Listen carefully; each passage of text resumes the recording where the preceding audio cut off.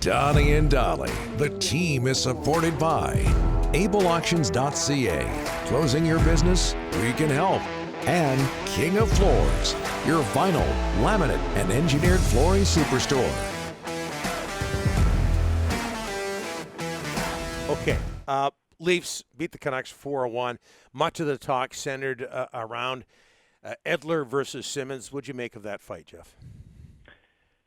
Oh, boy. There's a lot of layers to all of this. First and foremost, I've spent most of the morning putting out fires, sort of going back and forth with a whole bunch of Leaf fans in my timeline who just don't get it. They don't get it at all. This is an issue because there were no other talking points from a Canucks perspective to come out of that game last night outside of Cole Lind. Like, that was it. Yes. The Leafs have Matthews, and they've got Marner, and they've got first place in the division, and they've got all sorts of trades that they're still digesting, and they've got the playoffs, and they've got goaltending debates. Like, there are no shortage of storylines. The Canucks had 2 shots in the first period last night. Like, there's nothing to talk about. So, of course, it's going to be an issue. And, like, so much talk about the code, and the code is such a joke. Like, the code means something different to everyone. Essentially, the code is, whatever you want it to be when you think it strengthens your argument. Like, that's what the code is. And, I had offered this one up. Like, what if it had been Quinn Hughes instead of Alex Edler that had need Zach Hyman? Like, what then? Does Quinn Hughes have to fight Wayne Simmonds, or do the Leafs pick somebody else? Like, is there a height requirement involved in the code as well? So I don't like the code. I don't like when people sort of hide behind the code. Like, it happened. Like, whatever. But, the fact that Wayne Simmonds clearly held this grudge for a week and they don't hand out an instigator penalty, like, I get so upset. I love the game of hockey. You guys know that. I love the game of hockey. I can't stand the National Hockey League sometimes, though. Like, where are the people in the head office to send a memo to the referees last night to say, keep an eye out on this. This happened the last time that the Canucks and the Leafs got together. Just be mindful of this. If you're the on-ice officials, like, why are you doing a little bit of homework prior to a game to recognize that this is a possibility?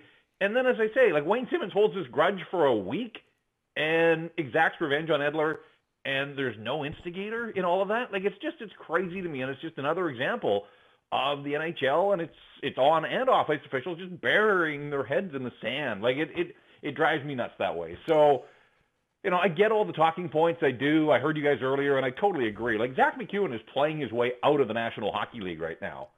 Like, what an opportunity to step up, and he did it earlier this year after Forbort took liberties with Hoaglander. So, like, that is part of his job, whether he likes it or not. There are going to be occasions where he has to provide a little bit of muscle on this hockey club. You got Alex Edler, 915 regular season games without a fight, gets worked by Wayne Simmonds. Apparently, like, where is the code in there? Like, where was Zach McEwen? Like, you can't be that invisible in a game like last night. So, I don't know. I also, and I know it's your poll question, like, I was a little surprised because I asked the question about Tanner Pearson and Travis Green afterwards, whether they had any issue, and I kind of thought one or both might stick up for Alex Edler a little bit, and both of them just kind of shrugged their shoulders, and it was like, no big deal, and maybe that's, career hockey guys that sort of see it one way, but I also thought that Travis Green might take that as an opportunity to sort of deflect from his team that's lost 3 in a row and 4 or 5, and stick up for Alex Edler for all that he's done for the organization. And if I'm Alex Edler this morning, I'm kind of wondering,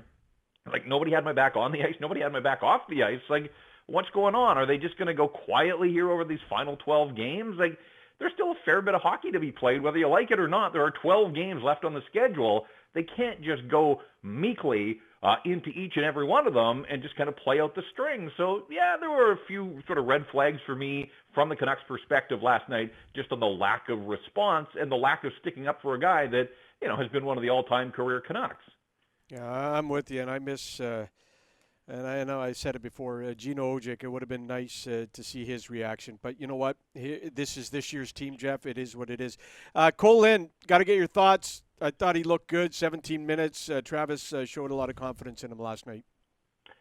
Yeah, I thought he was fine. I'm not going to go a whole lot further than that. But for a guy that hadn't played in a couple of months, like, all of these unique circumstances with nobody in the stands and, having been on the taxi squad but not playing, and the Canucks aren't practicing much right now, he didn't look out of place. And I think, I mean that in the best sense possible that I want to see more of him. Like I hope that the door is open for Lynn to get another opportunity now that he's knocked a little bit of rink rust off.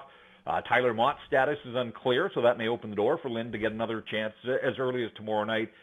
I think Travis Green was asked about him afterwards, and the one answer that stuck with me was, sometimes I think you can tell by the amount of ice time a guy gets what I think of him, and that's the coach speaking, and he got 17 minutes. Like he played a lot. He started with Sutter and Mott, and then Mott left the game, so they had to sort of wheel guys through. But in the third period, he took a fairly regular shift with Horvat and Pearson.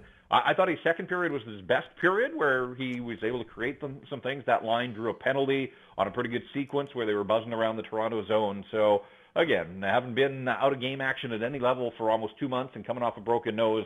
I didn't think he looked out of place, and I want to see more of Cole Lynn. So with these dozen games to go, I don't know if he'll play all of them, but, boy, I certainly hope that there's an opportunity that he continues to get chances at the NHL level so that we can see, it's impossible to write the book on him on one night, especially when there wasn't much else going on for the hockey club. But I do think with his performance last night, he has earned a longer leash here at the NHL level. And, Jeff, very quickly before we let you go, your memories, he's retiring, your memories of the 3 seasons Ryan Miller spent in Vancouver. Yeah, I thought he was terrific, Don.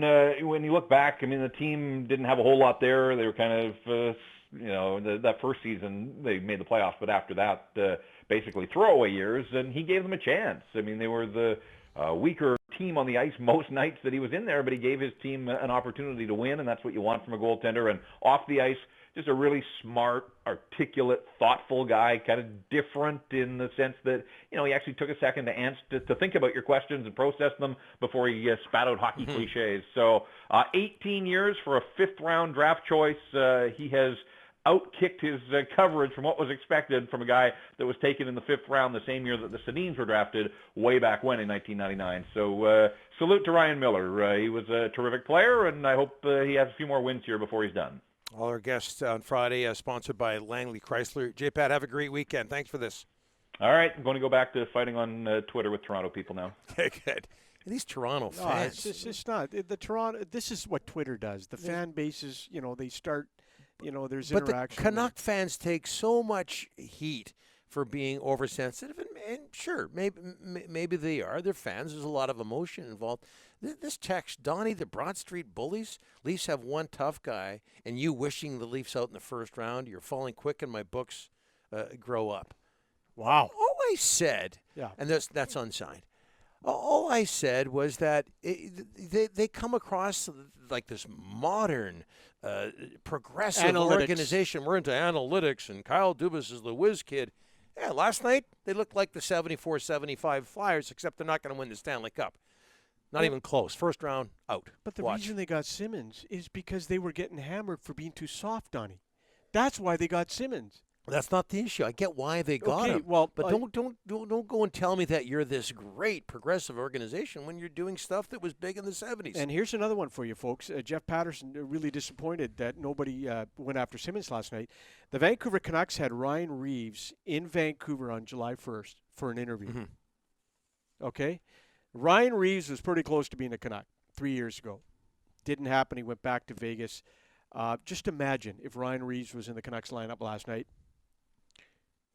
And keep in mind too, Rick, that they're well aware there's another game Saturday, so it'll be pretty interesting. We'll see if I'm not sure if that played into it or not, but I'm guessing it may have. Okay, more talk on the Canucks. Also tomorrow, a landmark day in the world of sports, but not as landmark as it used to be. Okay, we also have DTMZ coming up, and Is It Just Me? Donnie and Dolly, the team on Check. Donnie and Dolly, the team is supported by ableauctions.ca. Closing your business? We can help. And King of Floors, your vinyl, laminate, and engineered flooring superstore.